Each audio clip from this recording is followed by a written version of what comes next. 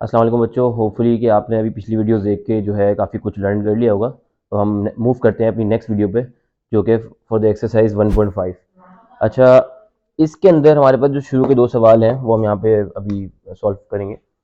पहले सवाल के अंदर हमसे बोला हुआ है कि आप जो सवाल आपको ऑर्डर्ड पेयर की फॉर्म में दिए हुए हैं उसको आप कॉम्प्लेक्स नंबर में कन्वर्ट करें। ऑर्डर्ड पेयर क्या होता है बेसिकली बेटा, जब आप देखते हैं ना ब्रैकेट राउंड ब्रैकेट लगे हुए हैं, ऐसे कोई वैल्यू लिखी होती है, एक्स की वैल्यू है या वाई की वैल्यू है, ये ऑर्डर्ड पेयर की फॉर्म कहलाती है। ठीक है। और कॉम्प्लेक्स नंबर की जो फॉर्म होती है वो बेसिकली इस फॉर्म में होती है कि कोई नंबर आएगा यहाँ पे, जैसे लेट्स सपोज 2 प्लस और आयोटा एक सिंबल होता है आपके पास, और इसके साथ बी की जगह पे कोई नंबर आ जाएगा। सही है, तो ये बन जाएगा 2 प्लस, अगर इसको हम थोड़ा सा रीअरेंज कर लें तो ये बन जाएगा 3 आयोटा। तो इस तरह का ये फॉर एग्जाम्पल मैं आपको समझा रहा हूँ कि ये आपके पास कॉम्प्लेक्स कॉम्प्लेक्स नंबर की फॉर्म होती है ए प्लस आयोटा बी। ठीक है। अब आपको करना क्या है, इस पहले सवाल के अंदर आपको इस सवाल को उसमें कन्वर्ट करना है। तो सबसे बहुत आसान है बेटा, इसमें क्या करना होगा, इसमें बेसिकली आपने इसको, आपका जो पहला नंबर है ये ए की वैल्यू हो जाएगी, तो ये आपके पास ऐसे आ जाएगा। फिर क्या है, प्लस है उसमें तो आप प्लस लगा देंगे, आयोटा यहाँ पे है तो आयोटा लगा देंगे, फिर क्या है 2 है। बस इसको अगले स्टेप में आप रीअरेंज कर लें। रीअरेंज आप कैसे करेंगे, रीअरेंज आप इस तरह से कर लेंगे, 1 प्लस, पहले 2 लिख लें बाद में आयोटा लिख लें, क्योंकि 5 टू द भी 10 होता है और 2 5 द भी 10 ही होता है। तो कोई अगर आप मल्टीप्लाई में आगे पीछे कुछ लिखते हैं तो फर्क पड़ता है, नहीं पड़ता। ठीक है। अब आ जाए आप नेक्स्ट की तरफ। नेक्स्ट क्या है हमारे पास, -3 और 4। माइनस को देख के घबराना नहीं है बिल्कुल भी, कोई ऐसी बड़ी बात नहीं होगी यहाँ पे। आपने सॉल्यूशन लिखा, आपने उसके बाद सिंपल वही किया काम कि ए की वैल्यू क्या होगी, -3। ये ए होगा आपका हमेशा, ये आप बी लेंगे कॉम्प्लेक्स में कन्वर्ट करते वक्त। ठीक है। और फिर क्या है, प्लस है, फिर क्या है आयोटा है, फिर क्या है 4 है। सही है। अब क्या हो जाएगा, ये इज इक्वल टू -3 प्लस, इसको रीअरेंज कर लेते हैं, बन जाएगा 4 आयोटा, और ये आपका आंसर है। अच्छा, ये जो मैं लिख रहा हूँ ये आंसर्स हैं, आप इससे कंफ्यूज नहीं हो जाएगा क्या लिख दिया। अच्छा, दूसरी बात क्या है, एक और चीज़ मैं मेंशन कर देता हूँ। ये तो हमने दो पार्ट पिक कर लिए जो बहुत थोड़ा डिफरेंट फील करा रहे थे, इस वजह से हमने आपको करा दिया। बाकी पार्ट आपको होमवर्क में करना, क्योंकि बहुत ईजी एक्सरसाइज है और बहुत ईजी क्वेश्चन है।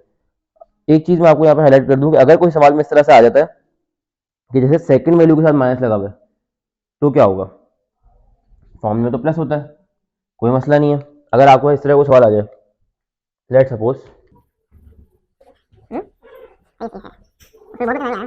तो हम सपोज कर रहे हैं कि लेट सपोज हमारे पास जो ये इक्वेशन थी क्या थी, ए प्लस आयोटा बी, जो कि हमारे पास एक्सप्रेशन थी ये कॉम्प्लेक्स नंबर की। हमने कहा कि हमारे पास एक सवाल है जो कि किस फॉर्म में है, ऑर्डर पेयर में, लेकिन उसकी वैल्यू है 2 माइनस का 3।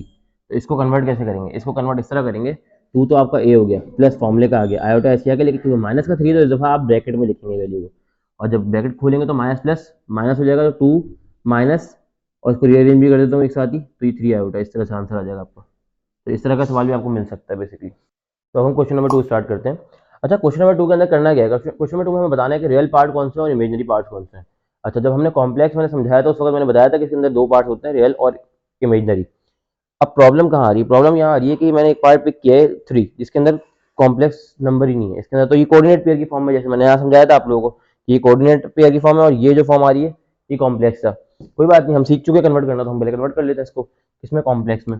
हम कैसे कन्वर्ट करेंगे, -5 फॉर्मूला के प्लस आयोटा 6। ठीक है। तो या फिर इसको थोड़ा रीअरेंज कर लेंगे तो ये बन जाएगा -5 प्लस 6 आयोटा। ठीक हो गया। अब हमारे पास क्या है, अब हमारे पास ये आ गई कॉम्प्लेक्स की फॉर्म आ गई। अब हमें बताना है कि इसमें रियल पार्ट कौन सा है और इमेजनरी पार्ट कौन सा है। रियल पार्ट के लिए मैं एक शॉर्ट फॉर्म यूज कर रहा हूँ यहाँ पे, आरपी, और मैंने लिख दिया रियल पार्ट कौन सा है। रियल पार्ट हमेशा वो पार्ट होता है जिसमें आयोटा नहीं आ रहा होता। तो हो गया आपके पास -5।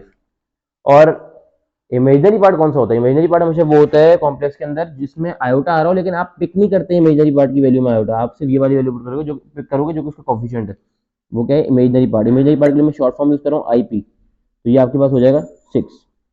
तो इसके इमेजनरी पार्ट ये है, इमेजनरी और रियल पार्ट ये है। अब आ जाएगा नेक्स्ट नेक्स्ट पार्ट की तरफ। नेक्स्ट पार्ट में देखो, अब आपको थोड़ा इजी सिनेरियो है। क्यों इजी सिनेरियो है, क्योंकि आपको दिख रहा है साफ साफ कि इस केस के अंदर हमें कोऑर्डिनेट पेयर से कॉम्प्लेक्स में जाने की जरूरत नहीं है, क्योंकि कोऑर्डिनेट पेयर में तो होता ही नहीं है रियल पार्ट और इमेजिनरी पार्ट, हमें इसलिए जाना पड़ता है कॉम्प्लेक्स की फॉर्म, ऑलरेडी कॉम्प्लेक्स की फॉर्म दी हुई आयोटा आ रहा है। ठीक है। तो अब क्या होगा, अब वही वाली बात है कि आयोटा के बगैर वाला जो पार्ट है वो हमारे पास क्या हो जाएगा, आरपी में मैं लिख रहा हूँ रियल पार्ट, तो ये हमारे पास हो जाएगा -3/4, और आईपी में मैं लिख रहा हूँ माइनस, अंदर माइनस आ रहा है तो उसका साथ माइनस का साइन है, -4/5। ठीक है, ये आपका आंसर है, ये आपका आंसर है, बस ये बताना था सवाल के अंदर। अच्छा एक मिनट इसका, हाँ? तो आईपी के केस में हमारे पास, आईपी में आपको बताइए कि मैंने इमेजनरी पार्ट को कहा है, तो इमेजनरी पार्ट के केस में हमारे पास यहाँ पे क्या लिखा है -4/5, लेकिन लेकिन क्योंकि यहाँ ब्रैकेट लगे हुए हैं तो इसको हमें ओपन करना होगा, जब ओपन करेंगे तो क्या होगा, माइनस माइनस प्लस, तो यहाँ पे माइनस का 4/5 नहीं आएगा, प्लस का 4/5 आएगा, तो प्लस तो हम लिखते नहीं है, तो हम 4/5 लिखेंगे। और आयोटा हम इसलिए लिख रहे हैं क्योंकि हमेशा जब भी आप इमेजनरी पार्ट डिफाइन करते हो तो उसका आप कोफिशिएंट बता रहे होते हैं, वैल्यू, ना कि आयोटा। आयोटा के साथ वाली वैल्यू को हम इमेजनरी पार्ट कहते हैं, और ऐसी वैल्यू जिसके साथ आयोटा आता ही नहीं है तो वो आपके पास रियल पार्ट कहलाता है कॉम्प्लेक्स नंबर्स के अंदर। अच्छा एक चीज़ मैं यहाँ पे और क्लियर कर देता हूँ, क्योंकि है तो खैर बेसिक बहुत, लेकिन हो सकता है बच्चों को क्लियर ना हो। कोफिशिएंट वेरिएबल्स क्या चीज़ होती हैं, जैसे लेट सपोज एक इक्वेशन, एक एक्सप्रेशन लिखी हुई है 2x - 4। अब ये क्या चीज़ है, ये वेरिएबल है, जो भी अल्फ़ाबेट होगा ये कहलाएगा, वेरिएबल कहलाएगा। और ये जो वैल्यू है जो कि इसके साथ लिखी हुई है वो कहलाती है कोफिशिएंट। क्या कहलाती है, कोफिशिएंट। और ऐसा नंबर जिसके साथ कोई वेरिएबल ना आ रहा हो, मतलब कोई भी अल्फाबेट ना आ रहा हो, अकेला लिखा हुआ हो, तो वो क्या कहलाता है, कांस्टेंट। ठीक है, ये बहुत बेसिक बातें हैं, ये आपको पता होनी चाहिए। तो बच्चों अब हम मूव करते हैं क्वेश्चन नंबर 3 की तरफ, और क्वेश्चन नंबर 3 के अंदर हमें क्या करना है, बेसिकली हमें तमाम कॉम्प्लेक्स नंबर्स को उनके कॉन्जुगेट में कन्वर्ट करना है। अब पहला सवाल ये बनता है कि कॉम्प्लेक्स नंबर्स हैं, क्योंकि मैंने बोला हम लोग बहुत स्पेसिफिक क्वेश्चन पिक कर रहे हैं जो कि थोड़े टफ हैं, आपको बुक साथ लेके बैठना है ताकि आप बुक में से इसको कंपेयर कर सको और उसको करके देख सको। अच्छा, पहली बात, ये कॉम्प्लेक्स नंबर तो है ही नहीं, उन्होंने सवाल के अंदर ये बोला हुआ है कि कॉम्प्लेक्स नंबर को आपको कन्वर्ट करना है किसमें, कॉन्जुगेट में। तो भाई ये कॉम्प्लेक्स नंबर की फॉर्म है, ये कॉम्प्लेक्स नंबर की फॉर्म है, क्यों, क्योंकि आपको पता चल गया ये रियल पार्ट है, ये इमेजनरी पार्ट को आयोटा आ रहा है इनमें। ये कौन सी फॉर्म है जो आपने अभी पिछले क्वेश्चन में देखी थी, ये है कोऑर्डिनेट पेयर की फॉर्म।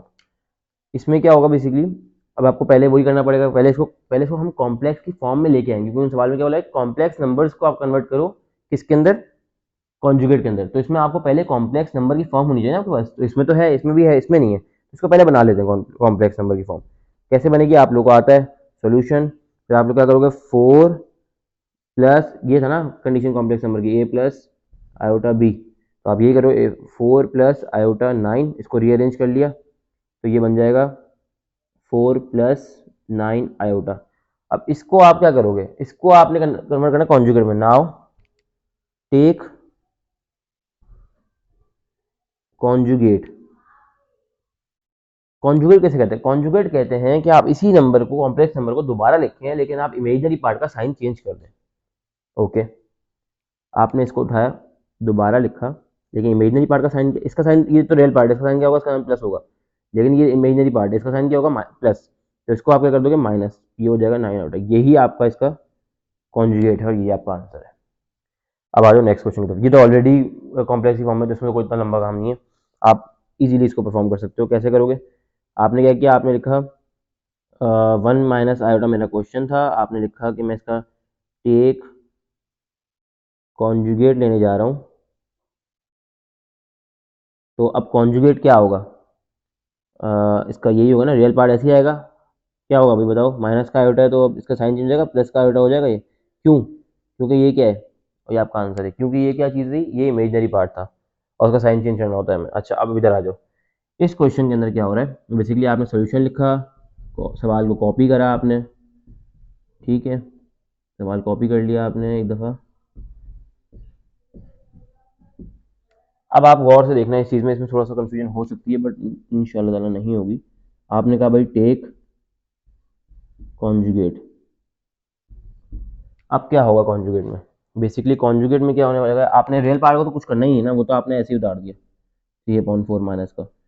अब यहाँ प्रॉब्लम कंफ्यूजन आपको आ सकती है कि ये इसका साइन है या ये इसका साइन है। अब ध्यान में रखना ये इस नंबर का साइन है, ठीक है, बट हम, मैंने क्या बोला, मैंने नंबर का नहीं बात हुई, मैंने बात की है कि आप कॉम्प्लेक्स नंबर में इमेजनरी पार्ट के साइन को कन्वर्ट करते हो, चेंज करते हो, अगर प्लस है तो माइनस, माइनस है तो प्लस, तो फिर वो किसमें कन्वर्ट हो जाता है, वो कॉन्जुगेट बन जाता है सवाल। तो अब आपने क्या किया, आपने कहा ये जो साइन है ना, बेसिकली ये इमेजनरी पार्ट का साइन है, यहाँ से लेके ये पूरी चीज़ का साइन कौन है, ये है, तो इसका मतलब आप इसका साइन चेंज कर दोगे।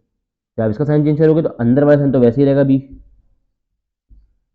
ठीक है, अब इसको आप सॉल्व कर लोगे तो ये बन जाएगा माइनस का 3/4 माइनस माइनस प्लस 4/5 आयोटा। ये दैट्स इट, ये आंसर है। अच्छा, तो अब हम मूव करते हैं नेक्स्ट क्वेश्चन की तरफ। नेक्स्ट क्वेश्चन हमारे पास क्या है, क्वेश्चन 4 में कि हमें वेरीफाई करना है ये कंडीशन को कॉम्प्लेक्स नंबर के केस में। अच्छा, बेसिकली ये क्या चीज़ होती है, जो बार लगा हुआ है ना, इसका मतलब होता है कि आप इसका कॉन्जुगेट निकाल लें। अगर ये 2 बार लगा इसका मतलब कि आप पहले कॉन्जुगेट निकालें, फिर जो कॉन्जुगेट है उसका कॉन्जुगेट निकालें। कॉन्जुगेट निकालना आपने पिछले सवाल में सीख लिया है, तो कोई मुश्किल सवाल नहीं है। एक काम कर लेते हैं, ये जेड लिखा हुआ, जेड से कंफ्यूज नहीं होना। जेड हम एक काम करते हैं, इसका नाम रख लेते हैं जेड, ठीक है। हमने सोल्यूशन लिखा, हमने लिखा let z is equal to 1/2 minus 3 iota, सही है। अब हमारा टेक कॉन्जुगेट, हमने इसका लिया कॉन्जुगेट।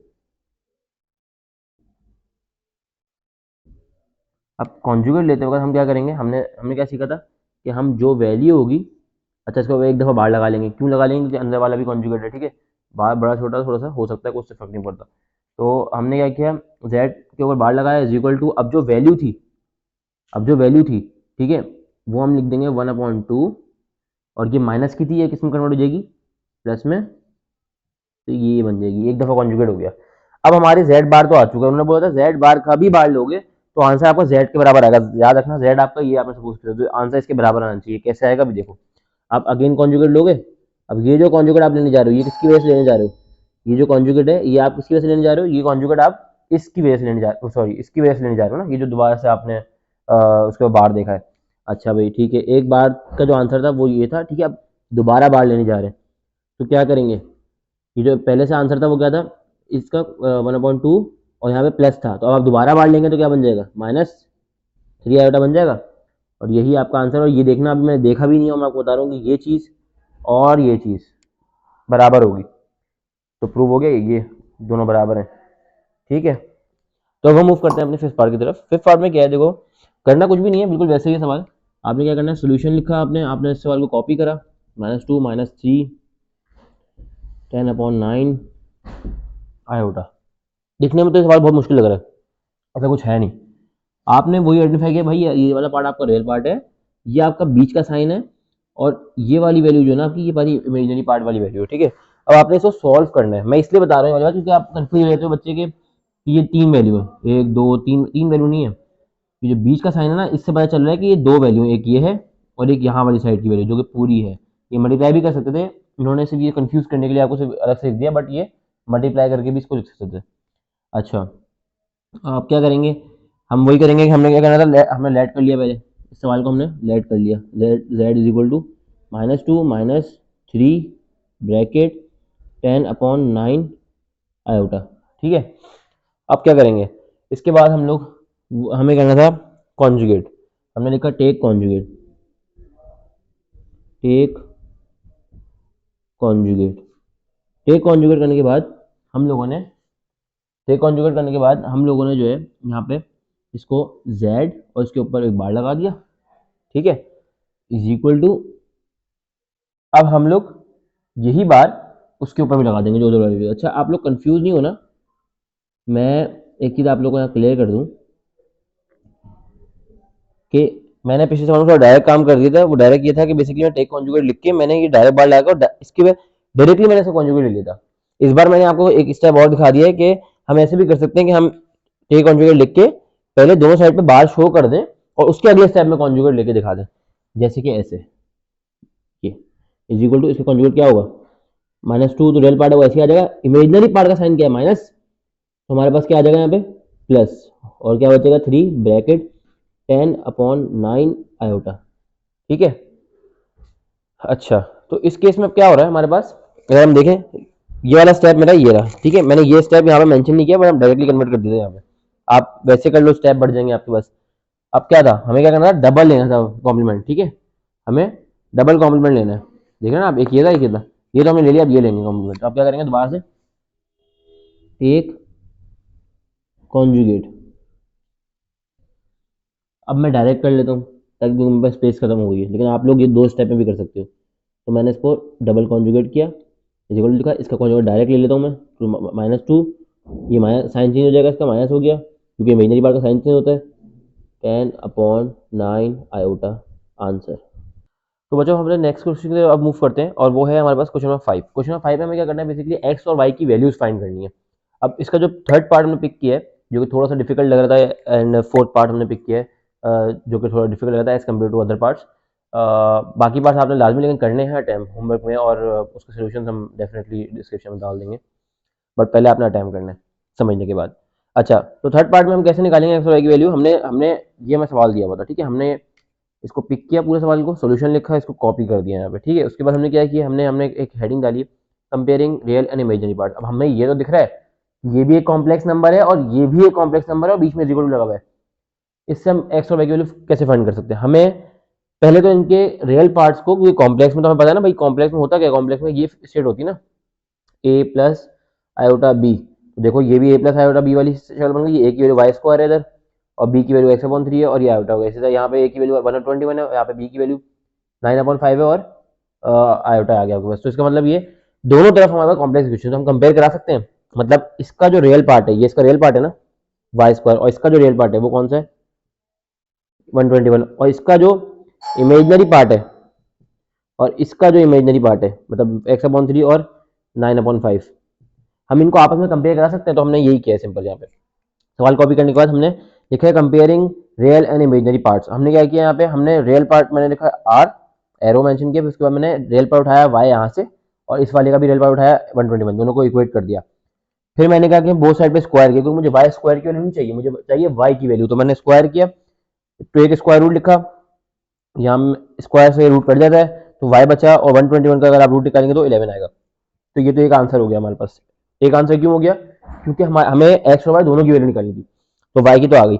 अब मेरे पास स्पेस कम थी तो मैंने यहाँ मेंशन करा है, तो आप लोग थोड़ा सा इसको प्लीज देख लेना सही से कि अब हमारे पास कहता है रियल पार्ट तो हमने कंपेयर करा लिया। अब हम हमारी अब बारी है इमेजनरी पार्ट की, क्योंकि इमेजनरी पार्ट से हमारी वाई की हमारे पास एक्स की वैल्यू निकल जाएगी, क्योंकि वाई की तो आ चुकी है, क्योंकि इमेजनरी पार्ट में हमारे पास वाई आ रहा था और यहाँ पे रियल पार्ट में एक्स, सॉरी इमेजनरी पार्ट में हमारे पास एक्स आ रहा था और रियल पार्ट में हमारे पास वाई आ रहा था। अच्छा, अब क्या हो रहा है, हम आ गए इमेजनरी पार्ट पे। इमेजनरी पार्ट हमने कंपेयर किया, x/3 इमेजनरी पार्ट है और इस वाले से कौन है 9/5, कंपेयर कर दिया, माइनस का 9/5 आ गया हमारे पास, क्योंकि फॉर्मूले में तो प्लस होता था, तो इसका मतलब यहाँ पे प्लस फॉर्मूले में होगा, इसके साथ माइनस होगा, मतलब ये कुछ इस तरह से सवाल था 121 प्लस ब्रैकेट माइनस 9/5 इस तरह से होगा आयोटा, तो माइनस प्लस माइनस हो गया तो ये आ गया होगा, तो इसलिए यहाँ पे माइनस हमने पिक किया है। अच्छा, इसके बाद क्या हो रहा है, एक्स की वैल्यू निकालने में क्या होगा, एक्स वहीं रहा, ये 3 यहाँ डिवाइड हो रहा है, वहाँ जाके इज इक्वल टू के मल्टीप्लाई हो जाएगा, तो हमने ये करा है, एक्स यहीं पे लिखा रहा, ये आई क्या है बेसिकली इमेजनरी पार्ट की, नीचे मैंने एक एरो दे दिया कि इमेजनरी पार्ट की सोल्यूशन यहाँ से हो रहा है। एक्स यहीं पे रहा, 3 नीचे डिवाइड था वो वहाँ चला के मल्टीप्लाई हो गया किससे, माइनस 9/5 से। अब ये 9 और 3 मल्टीप्लाई होगा, 9/27 हो गया, और ये आगे फर्दर सॉल्व नहीं हो सकते, तो यही हमारा आंसर है। अच्छा, अब हम मूव करते हैं अपने फोर्थ पार्ट की तरफ। फोर्थ पार्ट में क्या हो रहा है, बेसिकली दिखने में थोड़ा सा ये मैंने इसलिए पिक किया क्योंकि इसमें रूट्स आ रहे थे, तो आप लोग अक्सर कंफ्यूज रहते हैं कि रूट्स आ रहे हैं तो अब क्या होगा, कुछ भी नहीं होगा, बिल्कुल वैसे ही सवाल है भाई।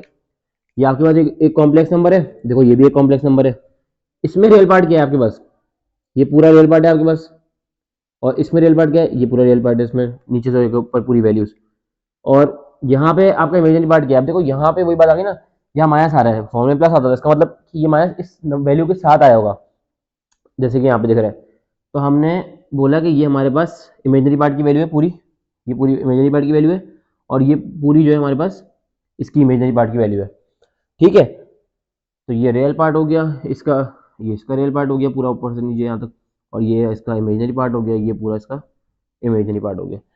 सिंपल है बिल्कुल, जैसे पहले हम कंपेयर कर रहे थे, हमने compare the coefficient of real, coefficient बोल लो या डायरेक्ट लिख लो एक ही बात है, आप और से देखो कोफिशिएंट ही कंपेयर करते हैं ना हम लोग। कभी भी मैंने ऐसा तो बोला नहीं कि आप बी के साथ आयोटा भी लिखो, आयोटा तो कभी हम लिखते नहीं है, तो इसलिए हम बी उठाएंगे और ये उठाएंगे। तो हमने बोले भाई coefficient of real part, real and imaginary part हम पिक करने जा रहे हैं।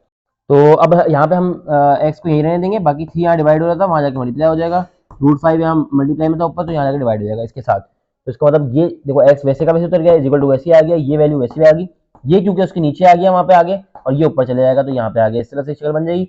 अब 3 जो है ये रूट में तो नहीं है, ये तो इसलिए 6 से मल्टीप्लाई होगा, तो 3 से 18 आ गया, रूट ऐसे ही रहा, और लेकिन यहाँ दोनों चीजें रूट में है, तो इनके अंदर की वैल्यू मल्टीप्लाई हो जाएगी 5 और 2, तो ये होगा 5 to the 10।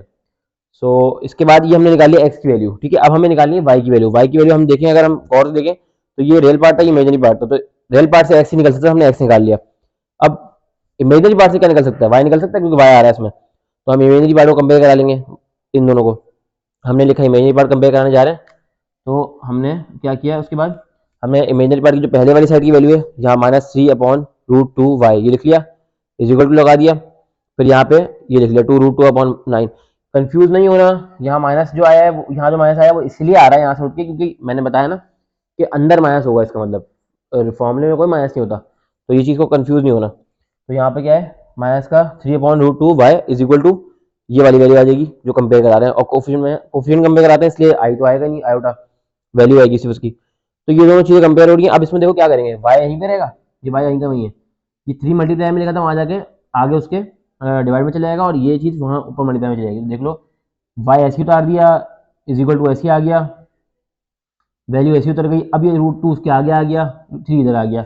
अच्छा उसके बाद अच्छा एक चीज़ है वो ये है कि इसका माइनस था तो माइनस भी साथ ही जाएगा इनके ना, ठीक है, माइनस पूरी चीज़ के साथ होता है, तो माइनस यहाँ पे था तो पूरी चीज़ के साथ यहाँ भी आ गया। अच्छा उसके बाद क्या हो रहा है, 2 और 2 तो ये रूट के 2 यहाँ पे मल्टीप्लाई हो सकते हैं, तो हमने रूट लगाया 2 लगाया। जब पेयर बनता है आप लोगों को पता है, फैक्टर निकालते हैं, पेयर बनता है तो जब दो टू आ रहे होते हैं कॉमन निकलता है स्क्वायर रूट में, तो वो कॉमन बाहर आ जाता है, एक पहले से था एक अंदर से बाहर आ गया, रूट हट गया, नीचे की 9 27 आ गया, 2 टू 4 बचा, 27 ऐसे होता है, ये आगे कट नहीं सकता, इसलिए इसका आंसर है।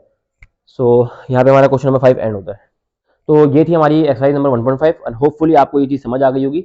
एंड मैं एक्सपेक्ट कर रहा हूँ कि आप जो सवाल हमने यहाँ पे नहीं करे हैं वो आप लोग होमवर्क में अटैम्प्ट करें, और अटैम्प्ट करने के बाद समझने के बाद कोई इशू है तो आप कमेंट्स में मेंशन करें, और फिर आप अगर आपको लगता है कि हम कोई भी इशू है जो आप सोल्यूशन देख के समझ सकते हैं, तो फिर आप ट्राई करें कि आप डिस्क्रिप्शन में जाके जो सोल्यूशन ड्राइव में सोल्यूशन डाले मैं इसके वो ट्राई करके देखें, अगर आपको समझ आ जाएगा यार। एंड इससे अगर आपको कोई इशू है तो आप जरूर मेंशन करें कमेंट के अंदर। And that's it for today, and hopefully you like the video. So please like, comment and subscribe to the video, and also press the bell icon to watch our playlist continuously.